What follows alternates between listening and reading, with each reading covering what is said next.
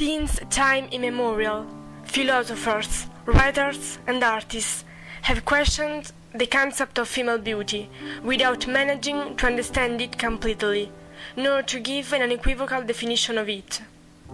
For my graduation thesis, I have just chosen to look into that variegated and complicated reality that the universe of female beauty is, to set out on a journey through that world which seems gilded, full of glamour and allurements, but which really hides lots of dangers and traps.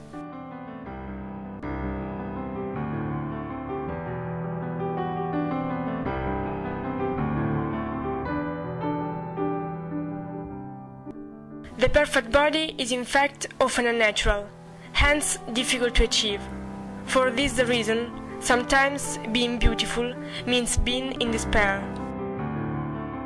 Women have always used methods, sometimes violent, on their bodies, verging on torture, to achieve the perfect body, in keeping with the fashion of the day. From whalebone corsets, used by women in the 18th and 19th centuries, squeezing the body to such an extent that ribs were often broken in order to have a wasp waist, to breakneck stiletto heels, in more recent times, worn to make legs look longer and more slender. By going over the history of female beauty through figurative arts, I have verified there is not an absolute, objective, unchangeable standard of female beauty, which goes through centuries and latitudes, because over the course of history, the stereotype of female beauty has changed deeply with a cyclic alternation of voluptuousness and thinness as aesthetic criteria of reference, cycles and recycles of history and fashion. The ideal of a full-figured woman, closely related with fertility and procreation, was perpetuated over the centuries. The most ancient records can be found in prehistoric iconography, especially in the Island of Venus, a small limestone statuette dating from the Upper Paleolithic era and representing prehistoric man's ideal of beauty. The face, arms and legs of the woman are very slightly drafted, whereas the female parts of the body, symbols of fertility, are highlighted very much. That for many centuries the female beauty has been associated with a curvaceous figure is testified by Greek art masterpieces, in particular by the statue of Aphrodite of Cnidus and that of Venus de Milo, considered the perfect ideal of female beauty. The female form is still depicted as supple and buxom. A similar figure characterized the Roman matron with her even Juno-esque shapes. After the interlude of the Middle Ages, whose austere morals required the female body to be thin and immature, showing chastity and purity, there was a revival of rounded and generous shapes, as it is shown in the paintings by Renaissance artists, who portrayed female figures with large hips, rounded abdomen and generous breasts.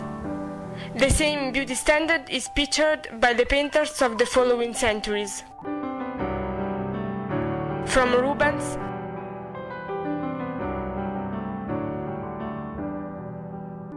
to Renoir.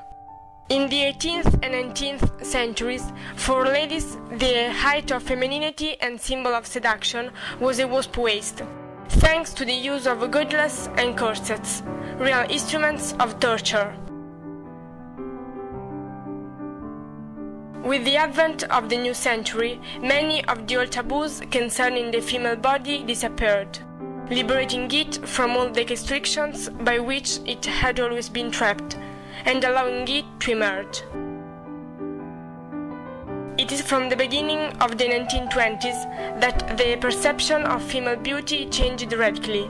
The myth of the plump woman fell from favor and was replaced by the so-called flapper, a thin girl with athletic physique, no curves, and short bobbed haircut. But already in the 1930s, the feminine Mediterranean busty woman was back in vogue, incarnated in the great Hollywood stars, from the divine Greta Garbo to the sensual femme fatale Marlene Dietrich. The same female stereotype regained favor in the post-war years, when the measurements of 36, 24, 36 inches represented the formula of the ideal female beauty. It was the age of the plus-sized women, with their provocative hourglass shape, rounded hips, narrow waist, an explosive bust, and well-toned legs.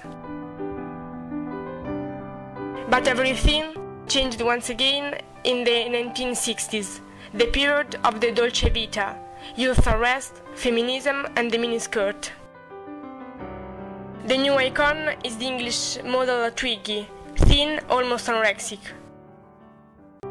With her, the stick-like woman was born, a trend still in favor today.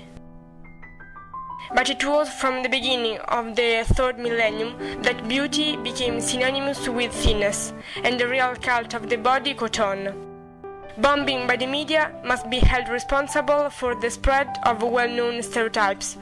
Mass communication, always displaying seductive, reconstructed, perfect bodies, sends an indirect but quite clear message.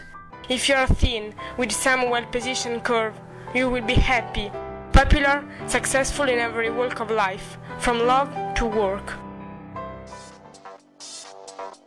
The new stars are top models, who, just like the great actresses of Hollywood in the past, are known, admired, and imitated by everyone.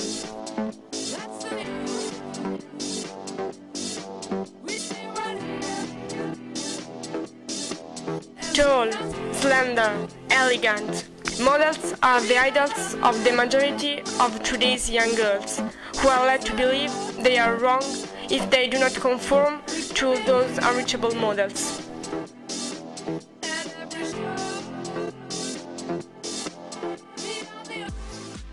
There is nothing left to do but go on a strict diet and eat less and less, to the point where no food is eaten in order to transform the body into that ideal image. Anorexia is today's obscure evil, a dangerous scourge which reacts in a subtle manner, by corroding the minds of young people and making their bodies more and more scrawny and angular.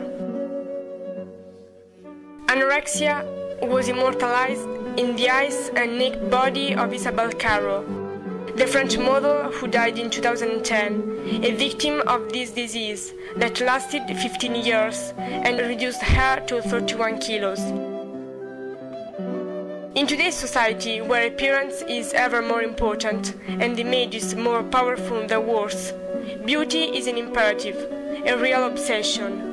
It is essential to be beautiful like the stars of the small screen and fashion models, perfect and always more and more untouchable.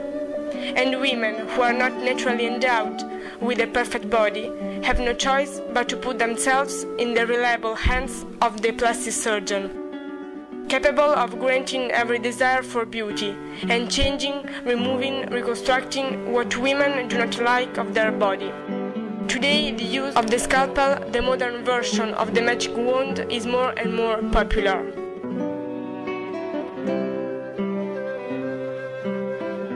As a result, women have become increasingly fake, artificially bloated and totally unnatural.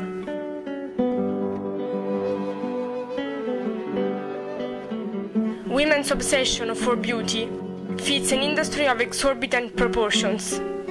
Dieting, makeup, cosmetic surgery, all of these related to the myth of beauty.